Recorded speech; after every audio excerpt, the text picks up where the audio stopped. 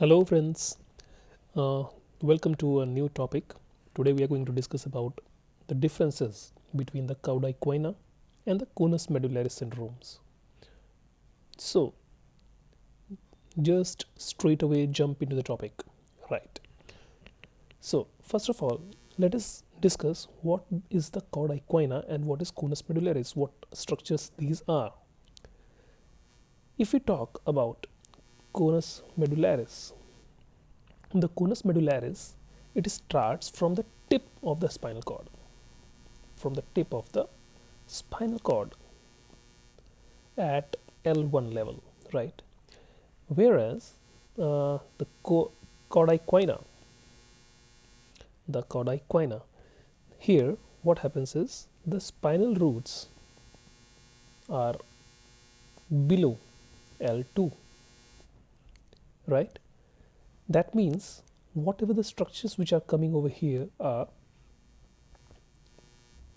from S1 to S2, 3, 4, 5 and the coccyx, right?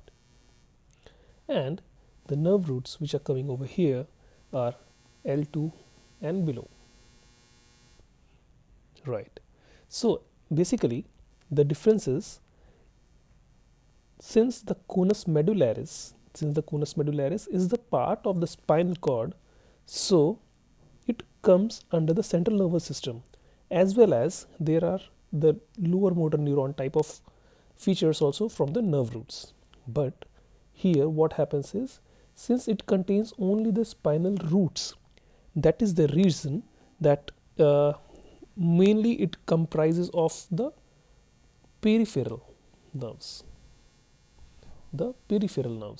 These peripheral nerves lead to element type of lesion only, right? So here what happens is the UMN type lesion plus element type features are seen in the lesion of the conus medullaris, whereas in the Cauda equina there is the lesion of the lesion leads to the element type of the features, right? We'll divide it in the two so that it will be easy for us to remember and see again, right? The next point of difference in the conus medullaris is that only the sacral segment is involved there, and since the sacral segment is involved, that is the reason why we can get the perianal sensory loss in the conus medullaris. That is, the perianal sensory loss is generally seen, right? Sensory loss is seen in the lesion of the conus medullaris, whereas in the Cauda equina syndrome there is a saddle anesthesia is seen. Saddle anesthesia, since the lumbar involvement is there, the L2 and the below involvement is there, right? So we can say that in the conus medullaris there is we can say that the conus medullaris is a part of the sacral segment and the Cauda equina is a part of the lumbosacral. We can write over here that it is the lumbosacral and it is the sacral part. Now whenever there is a lesion in the conus medullaris, it presents suddenly, right? It presents suddenly since it is the spinal cord lesion. And as a result it is bilateral in presentation. Bilateral presentation is there, right? But what happens in the Cauda equina syndrome? It leads to unilateral and asymmetrical presentation. And it is unilateral most of the time, right? Now in conus medullaris, we will divide it again.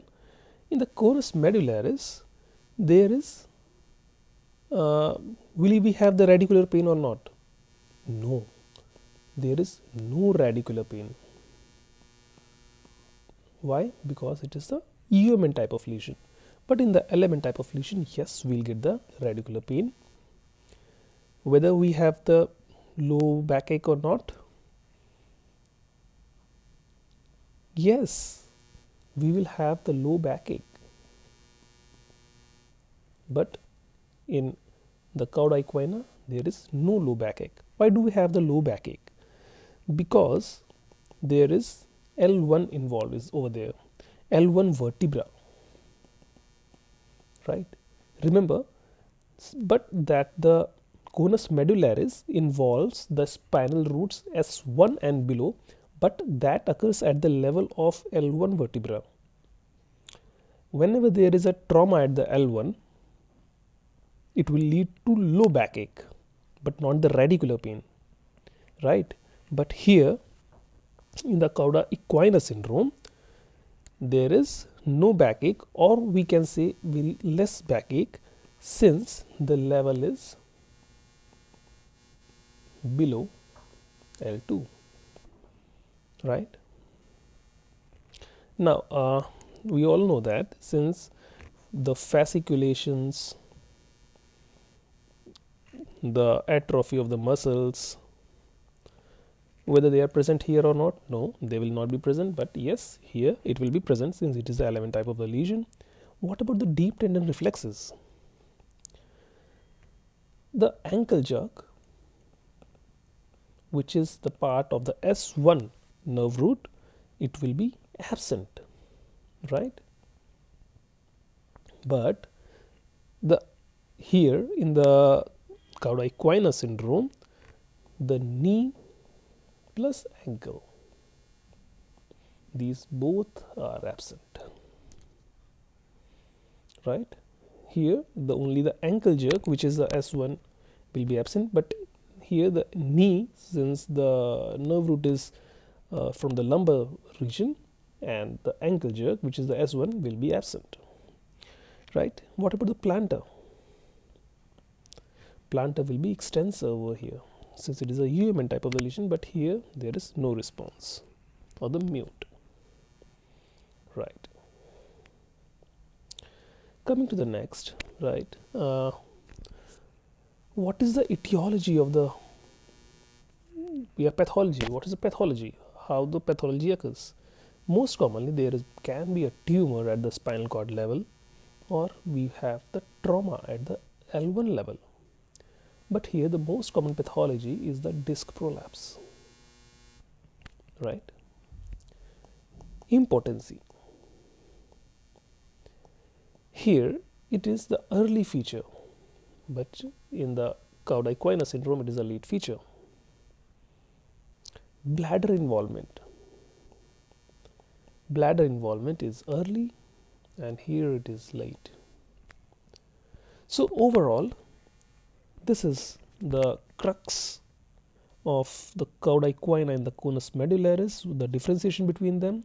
I hope this is helpful for you. If it is helpful in any ways, please hit the like button and subscribe to my channel, and do leave a comment. Thank you.